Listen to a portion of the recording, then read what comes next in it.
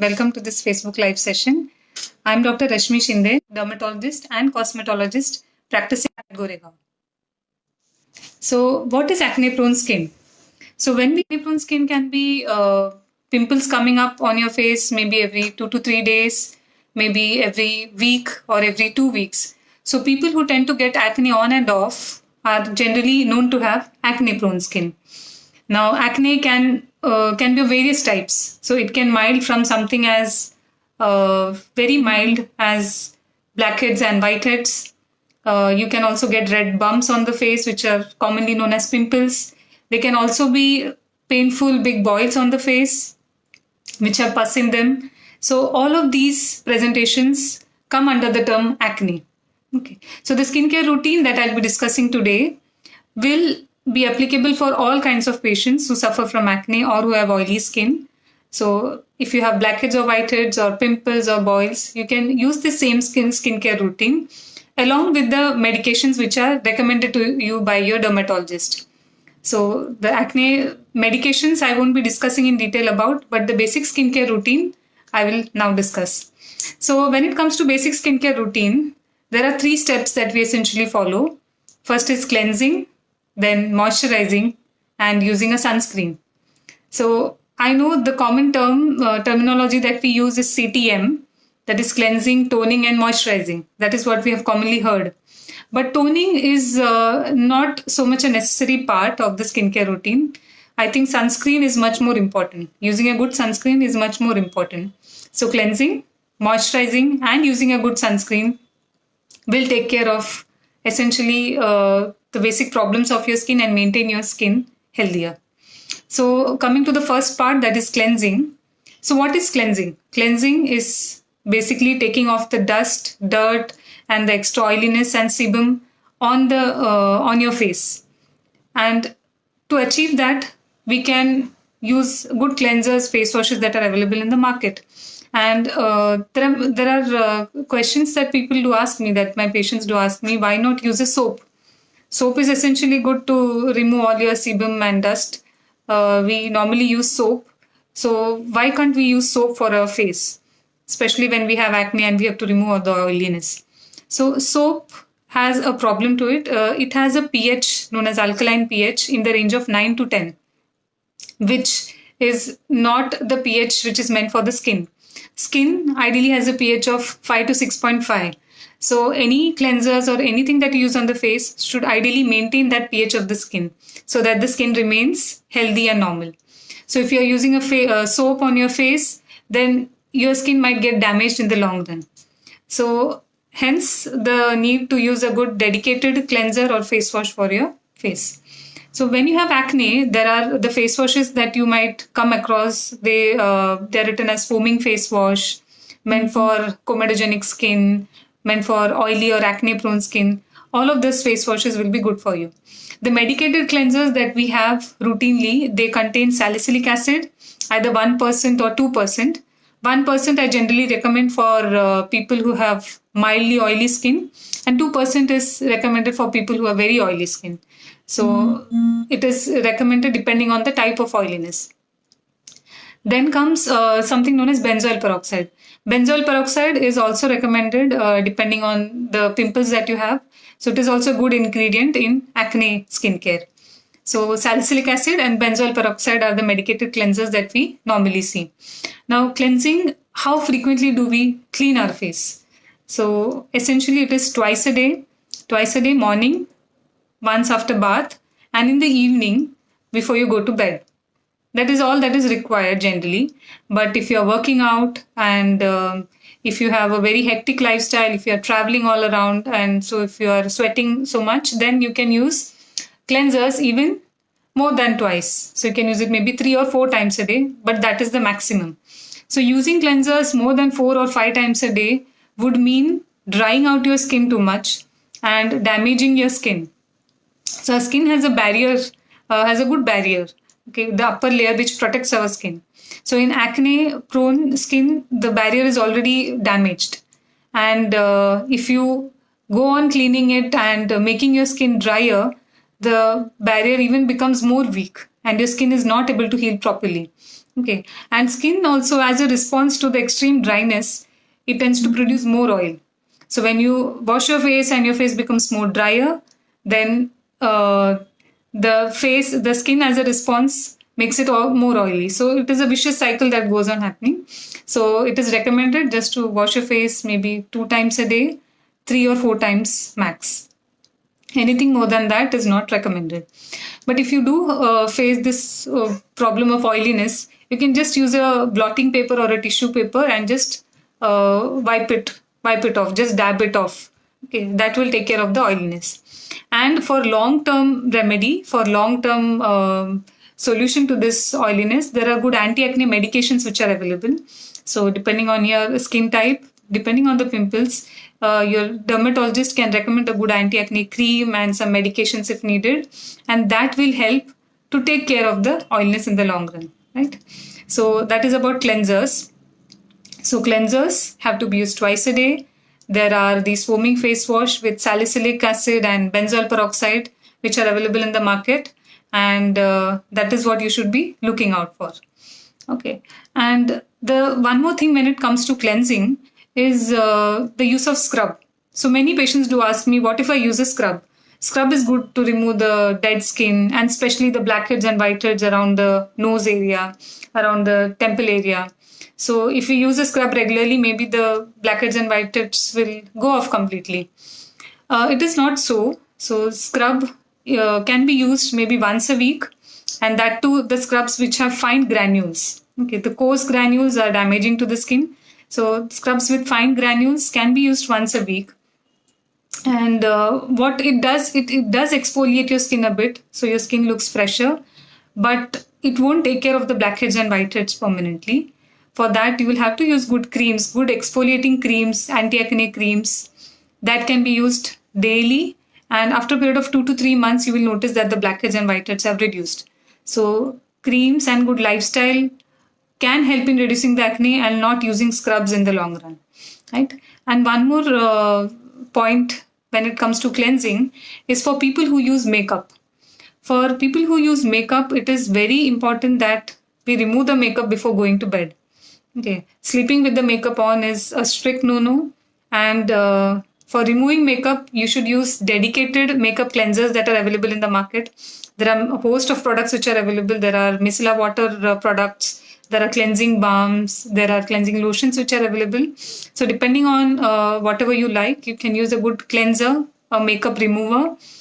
First, you have to use the makeup remover with a cotton wipe of the makeup, and then you have to follow it up with your face wash. So makeup remover followed by a face wash is what is recommended. So double cleansing method for people who use makeup regularly will definitely help you to keep your pores open and nice and not clog them with makeup. Right? So that comes to the end of the first step, that is cleansing. The second step is, like I told you, moisturizing. So when I utter the word moisturizer to my patients with acne, they are like, no way. I'm already having oily skin. I cannot apply more moisturizer on my face and make it even oilier. I don't need a moisturizer. That is the normal response that I get, which is understandable. Considering that moisturizers have been generally used for people who have dry skin to make their skin supple and soft and keep them hydrated. But that is not the only role of moisturizer. Moisturizers, when it particularly comes to acne-prone skin, like I mentioned, the upper layer of skin is damaged. So when we use a moisturizer, that helps to repair the damage nicely. That helps to seal off the discrepancies, the defects in your barrier, and helps your skin to heal. So moisturizers is a definite requirement in acne-prone skin. And also when we use these anti-acne creams, they tend to exfoliate your skin a bit. Okay, so eventually over a period of time, you can notice a bit of flaky patches, sometimes on the cheek, around the mouth area, or on the nose. So using moisturizers typically for that area will help to exfoliate your skin nicely and maintain it soft. So that is why it is important that you use a moisturizer. Now the moisturizers that we use for acne prone skin are totally different from those we use for dry skin. Dry skin moisturizers are generally shea butter and oil based moisturizer. They are more heavier. They are cream type. moisturizers. But for the oily or acne prone skin, we have to use gel based moisturizers. So there are these hyaluronic acid gel based moisturizers which are now available, which is lightweight and they spread on the skin nicely. And that is why it is recommended to use these gel based moisturizers, lightweight moisturizers. Even lotions are good. So depending on your skin type, your dermatologist can give you good recommendations as to which type of moisturizer you can use. And that is how we can inculcate the use of moisturizer in our daily lifestyle. So the moisturizer has to be used after your bath. So when your skin is hydrated, when you use a moisturizer, it will seal the moisture in your skin and maintain it soft and supple. Okay, so that is about moisturizer. Now, third comes the role of sunscreen. So sunscreen, as we all know, is generally the cream that we use to protect us from the rays of the sun, from the harmful ultraviolet rays of the sun. So ultraviolet rays are of two types. One is UVA and the second is UVB. So UVA and UVB both are damaging to your skin, and in the long run it will tan your skin, it will cause pigmentation problems, it will cause early aging of your skin. So sunscreen usage is definitely recommended as a daily use, as a daily routine in your skincare. Moreover, when we use these acne creams, some of these creams make your skin a bit sensitive. So when you go out in the sun, there might be a bit of redness or irritation on your skin. So to protect you from that, it is good if you use a sunscreen daily. Now, what kind of sunscreens can we use? There are sunscreens which are broad spectrum, which protect us from UVA and UVB both type of rays. So that is what is recommended. Secondly, when you check the label, there is something mentioned as SPF, that is sun protection factor. There are various grades. So it can be SPF 20, 30, 35, 50. So all of these. So all of these are the ranges of the SPFs that are available. But for Indian patients, for Indian skin, generally SPF 30 is which is recommended. SPF 30 is good enough, and it also is aesthetically very good, appealing. The higher the sunscreen, the higher the SPF, that white cast or the look of something applied on the face becomes more obvious. So with SPF 30, there are good formulations which will spread on your skin nicely and will not give you that white cast look as the sunscreen normally does. So broad spectrum, SPF 30, and there are these sunscreens which give you matte finish. So non-comedogenic matte finish sunscreens are definitely very good for acne prone skin. Okay, so that is how we go about the sunscreen. Sunscreens and have to be applied before you go out in the sun, 10 to 15 minutes before you step out in the sun. And if you are out in the sun for a long time, you will have to reapply it frequently. So every 3 to 4 hours, you'll have to reapply it so that the skin remains protected. So that is about sunscreen. And so I will take some questions. I can see there are some questions here. So Mr. Deepak Kumar Verma is asking, why do we suffer from acne? So acne is something which generally starts in your teenage period because of the hormonal changes in your body. So when your body goes through hormonal changes, it generally starts at that point. And after the age of 20, 25, generally it subsides. Generally after the age of 20, 25, your skin is settled and there are no more acne. But that is what we have been seeing for so long. But now there is one more kind of acne that is coming up, which is known as adult onset acne. So people who have not suffered from acne in their teenage periods can still get acne in their adulthood. So adult acne ranges, starts after 20, 25 years and might continue up to 40 years maybe. And that is also due to hormonal issues, specifically in females. It is due to PCOS problems. But other major factors which cause acne in adulthood is lifestyle and our diet.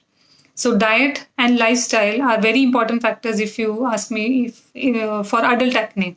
So maintaining good diet, good lifestyle, active lifestyle, and not going into this junk food or any kind of fat diets, that will definitely help you in maintaining the health of your skin and avoid acne. So that is the basic cause of acne. How do we get rid of acne is one more question. So that is a very so the basic points I have mentioned here in my talk now about cleansing, moisturizing, and sunscreen. So you have to start from the basic. Follow a good skincare routine. Just applying anti-acne creams once in a while won't help. So following a good skincare routine plus using your dermatologist recommended products will definitely help you to get rid of acne. And like I mentioned, if you are in your adult age group, I don't know your age, so if you are in the adult age group, then we'll have to also look into the stress, lifestyle, and your diet. And all of this holistically will help you to get rid of your acne. Now, one more question is from Mr. Sachin Patel. Which kind of moisturizer is good for our skin? So, like I mentioned, if you are talking about acne prone skin, we have to use lightweight moisturizers which are free from shea butter or any oily formulations. And gel moisturizers is something which is very good. And so I'll take one more question again about moisturizer. Which moisturizer will be suitable for acne prone oily skin? I just mentioned it. Okay. So what are some of the basic skincare tips to prevent acne? And that is what I'm talking to you about. So what I mentioned now, till now, to give you an update, I have mentioned about cleansing, moisturizing, and use of a good sunscreen. Cleansers, they have to be used twice a day at least. You can go up to 3 or 4 times a day if you have a busy lifestyle and if you are more prone to sweating and you have more oily skin. There are salicylic and benzoyl peroxide based cleansers which are very good for acne prone skin. Using cleansers more than 3 to 4 times a day is definitely not recommended. If your skin is still becoming oily after using cleansers for 3 to 4 times a day, it is better to visit a dermatologist and sort out proper anti-acne creams and medications which will help you to control the acne, the oiliness as well. Then comes moisturizing. Moisturizing, there are good lightweight moisturizers which are available, gel-based moisturizers which are available, which can be used. And definitely, we need to stay away from any shea butters or oily moisturizers. And third is sunscreen. Sunscreens have to be used before you step out in the sun. There are broad spectrum sunscreens which are available and which have matte finish. They're very good formulations. There are beautiful formulations now which are totally matte. They can be used, and they also are either in gel or lotion formulation, and SPF 30 and broad spectrum. That is all we need to look out in the sunscreen. Sunscreens, when they initially came in the market, they were very greasy and oily. So most of the patients did not like using the sunscreen because immediately after 1 hour, your face would look greasy and oily.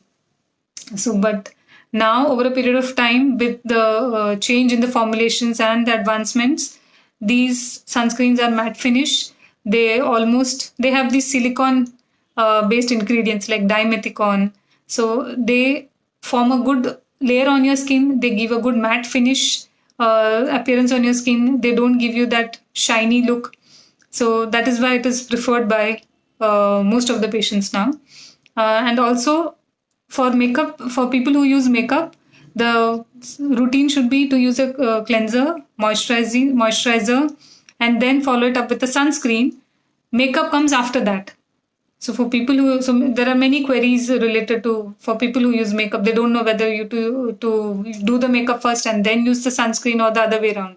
So first is to use all your basic skincare products, and on top of it, you can use your makeup.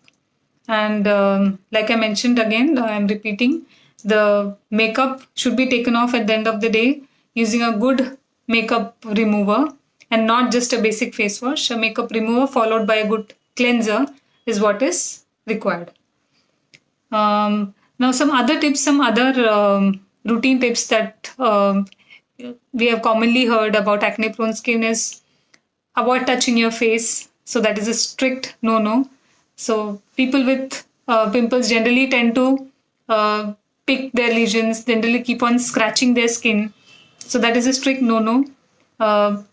Also, many patients have acne predominantly on the forehead. So many people do get these small bumps on the forehead, blackheads and whiteheads. So that can be also due to the dandruff. So if you have dandruff issue, then those flakes can kind of clog your pores and lead to acne on the forehead.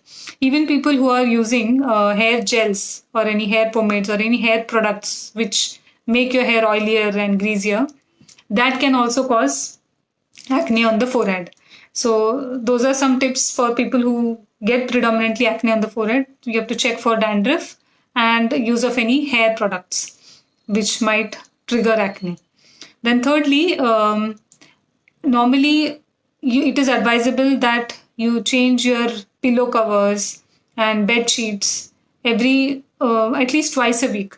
So for people who tend to get acne a lot, it is advisable to remove or change the pillow covers and bed sheets at least twice a week, so that it doesn't come in, so the oiliness or the sebum doesn't build up and your pores doesn't get clogged. And that is one more tip. That is it. So I think basically all of these tips, I hope all of these tips, do's and don'ts, will be helpful for you. Okay, I'll just go through the questions. I've got one question from Kalindi Kambre. Cleanser for dry skin. Okay, so cleanser for dry skin essentially means you have to use a cleanser which is non-foaming. Non-foaming means it doesn't give you any foam. So foam generally tends to dry out your skin more. So there are these good cleansing lotions which are available, so which you can just apply on the face, massage it in for 2 minutes, and then you can wash it off or wipe it off with a tissue. So cleansing lotions are generally good for dry skin. They clean the dust and dirt of your skin, but don't make your skin dry. So Jayashree is asking, please advise a good moisturizer for a teenage girl. She's using Peroclean Retin-A and Acne face wash.